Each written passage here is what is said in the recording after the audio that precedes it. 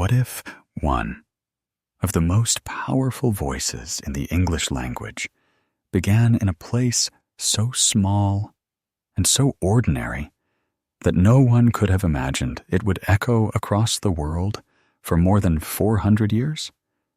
What if the words that still carry love, grief, fear, beauty, and ambition today were shaped by a man who did not begin as a legend at all, but as a boy in a quiet English town? That is where this story begins. Not with greatness, but with mystery. How did one human being, born far from power, leave marks on language so deep that people still live inside them now? Welcome back to English Mindwave. Before we go further, please subscribe to support the channel and help keep these meaningful stories coming. That small act truly helps this journey continue. For anyone learning English, Shakespeare is more than a famous writer from the past. He is part of the deeper life of the language itself. Many people begin learning English for work, school, or opportunity. But after a while, a deeper curiosity often appears. People begin to wonder why certain words feel powerful, why certain stories never disappear, and how one writer could still affect the way the world speaks centuries after his death. Shakespeare matters because he helps answer those questions.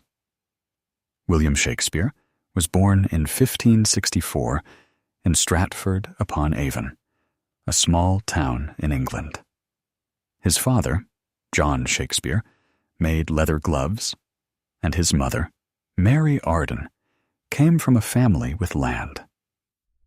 His life did not begin in a palace or in a center of political power. It began in a working household, shaped by family, routine, and ordinary responsibilities. That beginning matters because it makes the story feel real. History often turns famous people into distant figures. But Shakespeare began as a child in a world of limits, not certainty. He went to grammar school, where he studied Latin and was introduced to stories, poetry, and language.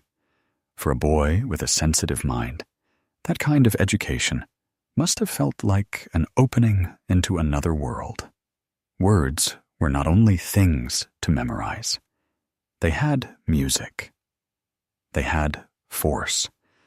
They could create pictures in the mind and stir feelings that stayed long after the sound had passed. The source of his future can already be felt there, not yet in fame, but in attention. He loved words before the world ever loved him back. But childhood did not stay untouched by hardship. His family struggled, and he likely had to leave school early to help at home. That detail gives his story much of its emotional truth. Shakespeare did not rise from comfort.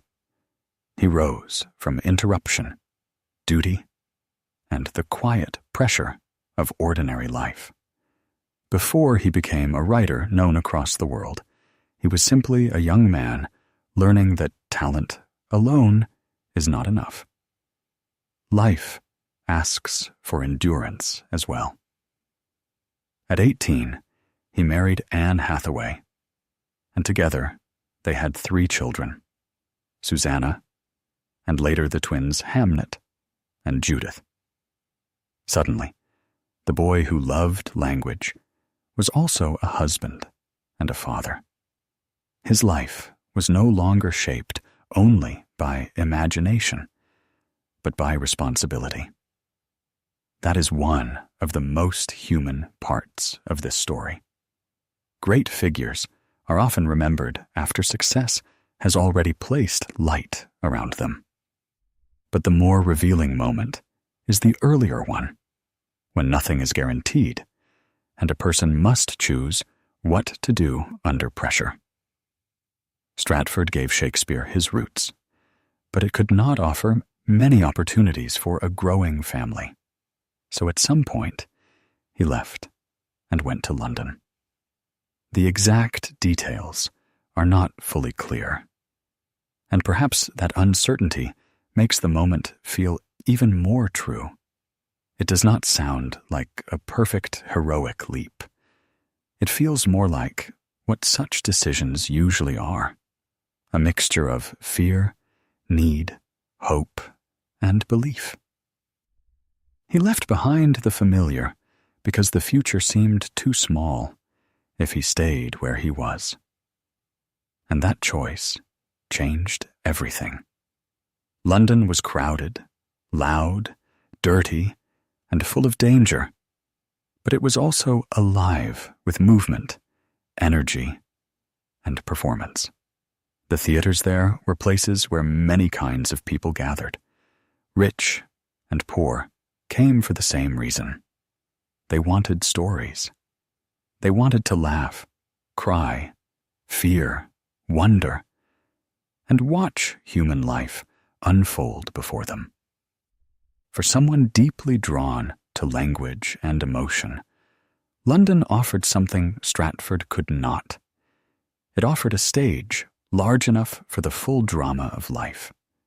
Shakespeare did not arrive as a celebrated genius. He arrived as an unknown man and began at the bottom. He took small jobs in the theater and learned how that world worked from the inside. This part of the story is easy to admire because it strips away the myth of instant greatness. He watched actors. He listened to audiences. He learned timing, sound, rhythm, movement, and the power of a line spoken aloud. Before Shakespeare fully mastered language on the page, he seems to have understood that language lives differently when it enters the human voice. Slowly, his gifts began to show. He became an actor and a playwright. He wrote tragedies, comedies, histories, and sonnets. His plays included Romeo and Juliet, Hamlet, Macbeth, and A Midsummer Night's Dream. What makes these works last is not only their beauty or fame, it is the depth of human understanding inside them. Shakespeare understood love and jealousy, ambition and regret, grief and hope. He knew that people can be noble and foolish, tender and cruel, brave and broken, sometimes all at once. That is why his characters still feel alive. They do not belong only to the past. They still recognize people today.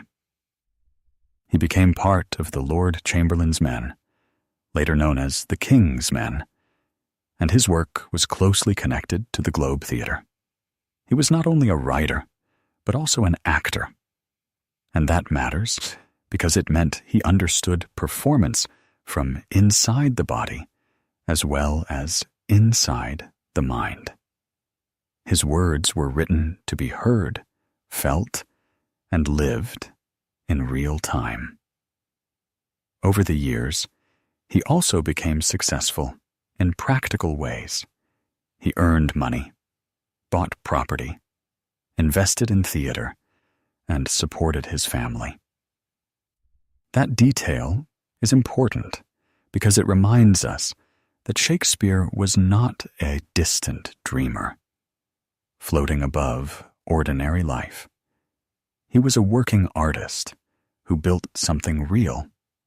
Later in life, he returned to Stratford-upon-Avon. There is something deeply moving in that return. After London, after the stage, after fame and labor and years of writing, he came back to the place where everything had begun. But this closing part of his life was not untouched by sorrow. His son Hamnet died young, and that loss gives his story a grief that cannot be ignored. Great writing often carries emotional truth because the person behind it has known suffering. And Shakespeare seems to have understood loss not only as a dramatic idea, but as part of life itself. He died in 1616 at the age of 52 and was buried in Stratford. His life ended there, but his words did not. They crossed time, countries, and cultures. People still read his plays, study his lines, perform his stories, and hear echoes of him in modern English. Some words commonly linked to his influence include lonely, generous, and excitement. Whether every phrase survived because of him alone, or because later generations kept carrying him forward, the larger truth remains the same. Shakespeare helped shape the sound and feeling of English in a lasting way. That is why his story still matters. Not simply because he wrote famous plays, but because he proved that language can outlive a human life. He began as a boy in a small town. He faced work, family pressure, uncertainty, distance, and grief. Yet through all of that, he gave the world words that still move people centuries later. For anyone learning English through stories, this leaves behind a powerful lesson.